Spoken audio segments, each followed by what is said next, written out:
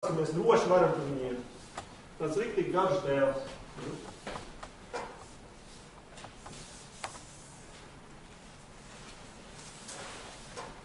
Ja es viņu noliku tagad tos 5 metru dēlus šeit uz grīdas, kāda jums būtu sajūta? Jūs varētu par viņu un teikt, ka jums vajag nolikt. Kāda būtu sajūta? Vienkārši, ne? Nekāda problēma. Bet kādam var rasties, kāpēc man jāiet? Kāpēc tu izdomāji? Es negribu. Un šādi veidu pretestība. Un pretestība arī ir viena no vilcināšanās pazīmēm, kas ir saistīts ar attiecību. Jo kāda autoritāte saka, ka tev jāiet, un ja tev ir konflikts ar šo, īpaši ir konflikts ar šo autoritāti, ka es nedarīšu. Es par spīti nedarīšu. Ja? Un tad tas ir saistīts ar attiecību. Bet kas notiek? Mēs saprotam, ka noiet par 5 metri par to dēli, kur stāv uz zaļas, uz grīdas vai uz zaļas zālītes, ja? Nekāda problēma. Es nedomāju, kas tur gan jau es to izdarīšu. Pat ja tas ir diezgan liels, paskatās. Un mēs sākam varbūt atlikt vilcināt, jo viņš varbūt ir liels uz uzdevums, bet, viņš jau pagaida. Es tīšu galvu. Bet kas notiek bieži vēl ar vilcināšanos, ja mēs runājam par bailes, par neizdošanos un par perfektumu, ka nebūs, tad ko mēs darām ar to dēli? Kā mums vajag? Paceļam gaisu. Tagad mēs viņu esam iedomājoties pēc 100 stāvu māju.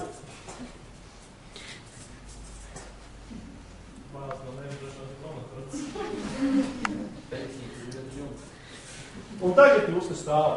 Tas bija pirmais. Te otrs. Un es saku, jāiet pāri. Kā ir jums?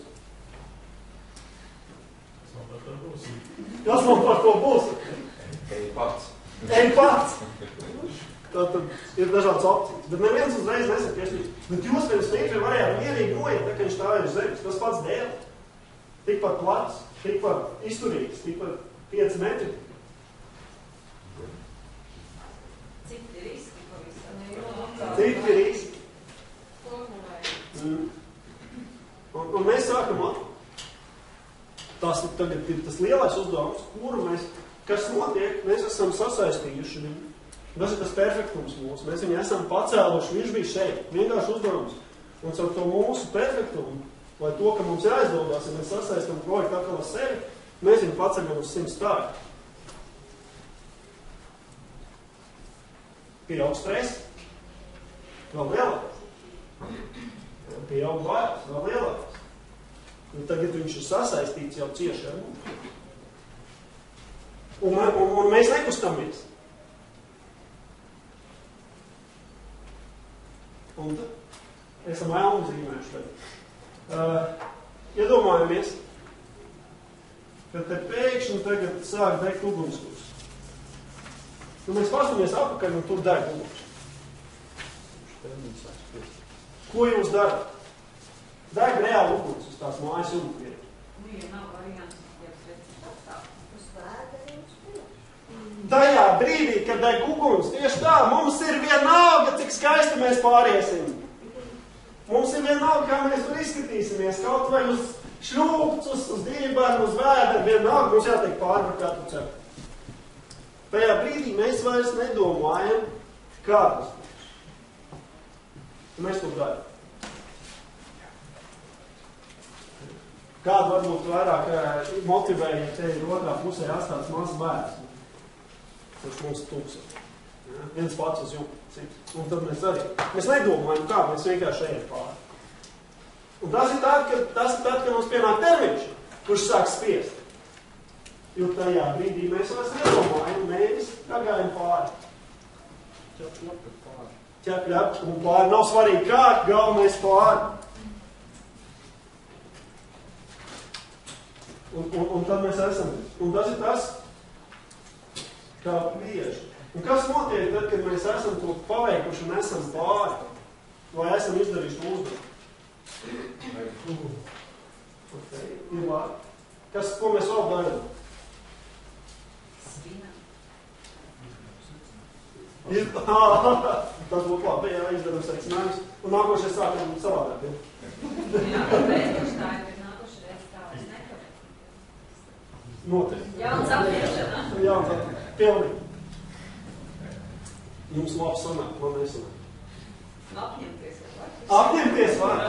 Bet ir vēl viena lieta, ko mēs darām. Mēs atrodam sev iekšēji attaisnojumu. Un, ja kāds mūs vērtē, tad ko mēs darām? Es savās. Es saku, ka mēs jau varēja labāk. Man nebija laika. Vismaz iekšēji noteikti mēs sākam. Nu, varbūt nesakām skaļi, bet mēs iekšēji kaut mēs es gribau vārdā labāk, bet man nebija laika. Un tādējādi mēs attaisnojam iespējams to kvalitātes zudumu, kuru mēs gribējam. Tad mēs iekšēji attaisnojam viņu sev.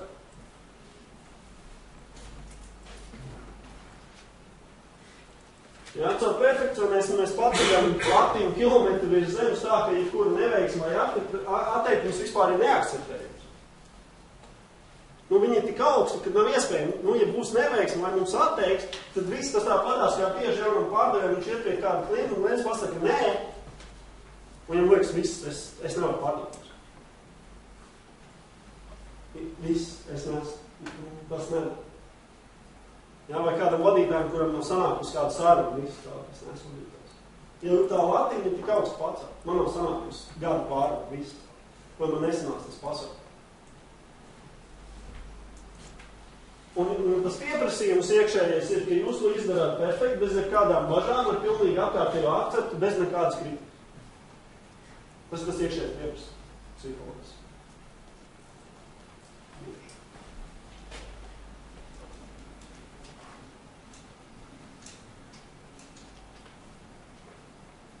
Un vairākumu gadījumu mēs esam tie paši, kas sajauc vienkārši darbu, kas jāpabeidz, ar savas vērtības testu, ka viena kļūda ir kā dzīves beigas. Mēs vienkārši sajaucam. Jā, mums rodās nepareiz priekšstats par jebkuru vienkārši darbu, kas mums jādara. Kad jūs ticat, ka jūs pašvērtību nosaka sniegums, jūs fokusēties uz psiholoģiski sevis aizsardzību no izgāšanās, nevis uz darbu paveikšanu. Tas, kas psiholoģiski notiek. Tad mēs skatāmies, kā psiholoģiski sev nodrošināt un aizsargāt, nevis mēs domājam par to, kā paveikt darbu. Kas īsti nav tas fokus, ko droši vien vadītāji vai mēs paši īstenībā gribētu. Jā, bet no otras puses, kas tad ir viena no lielākajām motivācijām, vai es labi izdarīšu to darbu, tā ir arī tajā pašā laikā motivācija, līdz ar to vienkārši mehāniski to darbu mēs darīt nevar. Nu, kaut ko tas ir jābūt. Tā psiholoģiskajā pusē jābūt jābūt. Es jau nesaku, ka mums nav jāizdara labi darbs. Bet tas, ko es saku atkal, ka mēs savu pašvērtību paņemam no tā, kā mēs izdarām darbu. Tur būtisks moments, ka tas nokauj atdošanu un vai uz izdaršanu. Garam. Nu, tas ir stresa guru. Jā, nu, tā teikt, atkal disertācija tā kā īmums var palīdzēt. Daudz. Un, bet būtībā vilcināšanās atļauj mums izvairīties no rezultātu vērtējuma, tāpēc, ka mēs nekad neesam pielikuši visus spēkus pilnībā, kā mēs sakam. Un, ja mēs runājam, veiksmīgi cilvēki arī iekļūst grūtībās ar bankrotē un notiek dažādas lietas. Bet kas notiek? Tā sajūta, ka veiksmīgiem cilvēkiem ir tā kā tāds tīkls atsperīgs apakšā. Un viņi iet varbūt pa to augšu, un viņi krīt un atsperās un lec atpakaļ. Ja? Un viņi atkal ir uz tā dēļa. Turpretī tas, kas ir, ja mēs skatāmies, mēs sakam neveiksmīgs cilvēks, viņš vienreiz nokrīt un viņš uzliek sev zīmogu, kad es tāds esmu, vai es esmu slikts pārdevējs, viņš uzliek tai manās vienas reizes, viņa kļūst jau par pašvērtību. Tā ir tā atšķirība. Un tad tas pirmais, ko es gribu, lai es padomāju, ka katru reizi, kad jūs krītat, jūs atcerieties, ka jums pastāv tās iespēja atspērties. Padoms pašiem uz sevi, vai kolēģiem, vai draugiem, vai dažādiem resursiem, kas jums dzīvē ir, jums pastāv iespēja atspērties un būt apakaļ uz tā dēļa un iet tālāk. Neskatieties to, cik jūs augstās, cik jūs esat jūs. Gribiet piemēru, paskatieties uz Šlesaru. Nu, kas par Skambalu, bet cits piemērs. Ja, kur dzīve dažādi ir. Ja. Tad, ja mēs skatāmies filmu. Bet es domāju, katrs no jums apkārtnē atradīs daudz cilvēku. Jā, arī, varbūt ne ar vārdiem, bet kas ir, tādas, kurus avīzēs var būt. Mēs atradīsim daudz, kas ir nokrituši un atkal uzlatuši uz dēļa atpakaļ. Un padomāsim, iespējams, arī katrs no mums dzīvē ir kaut kur nokritis un atkal uz dēļa ir uzlacis atpakaļ. Ja. Katram, lielāka, mazāka situācija, bet tas galvenais saņem to spēku un liekt atpakaļ. Ja. Bet tā ir izvēle. Un te sākās par to, ka mēs varam vienkārši to vilcināšanos uzkabināt sev, mēs varam liekt tā. Donalds Trumps arī ir tas piemērs laikam, kurš pazaudēja visu miljardus un atkal kļūt par miljardiem. Bet ar ko sākt vispār? Jums būtu jāsāk ar, pirmkārt, ar sava laika pierakstīšanu. Kur jūs pavadāt laiku? Esat kādreiz to darījuši. Vienkārši tādu dienas, nedēļas fotogrāfiju. Kur man aiziet laiks? Un teiksim, nedēļu vai 2 nedēļas vienkārši sev pierakstīt, kur man tas laiks aiziet. Fiksēt. Ja? Cik man ķiķi, kas eit blokus? 15 minūtes uz blokus. 20 minūtes. Pa blokiem. Ja? Kur viņš aiziet? Protams, tas nepalīdzēs saprast, kur es vilcinos vai nē. Priekš vilcināšanās ir otrs saraksts, paralēli, bet sākumā vienkārši var saprast, kas ir kopējais saraksts. Un tad priekš vilcināšanās tāds saraksts otrs ir, kad es rakstu datumu, un tad ir kaut kāda aktivitāte prioritāte. Kas man būtu jāvāk? Pietumsim varam ierakstīt, jāsagatavo runu.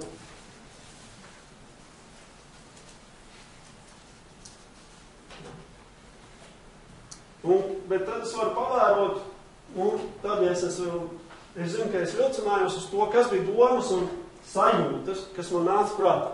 Tad, kad man bija jāsēžās un jāsagatavo runu. Varbūt tās domas un sajūtas ir ārā, taču ir labs laiks.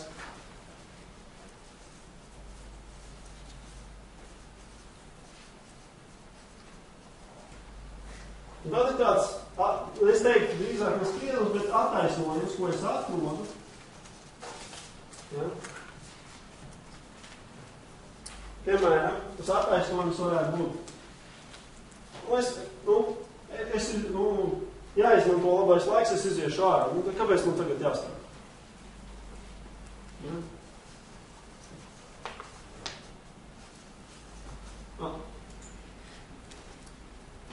Un risinājums es izēju ārā.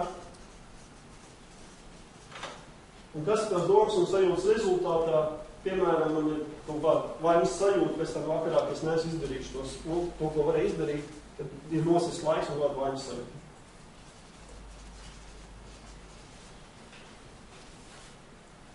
Tas ir piemērs. Mēs varam paņemt jebkuru vienu piemēru no māja. Tas par vīriešiem un sievietēm. Piemēram, aktivitāte un prioritāte. Sievas laika atkārto, ka tam plauktiņam jāpieliek rokas.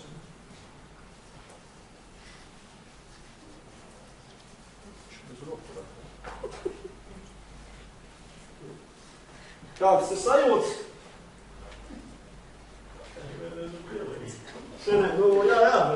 Tur es piekrītu, bet kāds bieži sajūtas? Sajūtas ir pārāk labs laiks. Nē, bet domas, ko viņi man uzmāca? Kā tā būtu galvenā lieta mājā. Jā, kā tā būtu galvenā lieta. Svarīgāk pa hopu. Nē, parasti tiešāk ir otrādi. Es pielikšu, neaizpildu. Jā, bet tas ir uz ārtās. Te nav par to, ko es saku, bet ko es domāju un sajūtu. Jā, es saku, bet spriedums, ja attaisnojums ir, šodien taču sestdiena, ko viņi liek un strādā?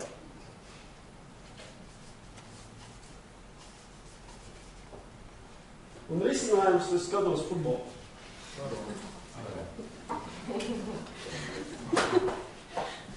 Vai spēlēju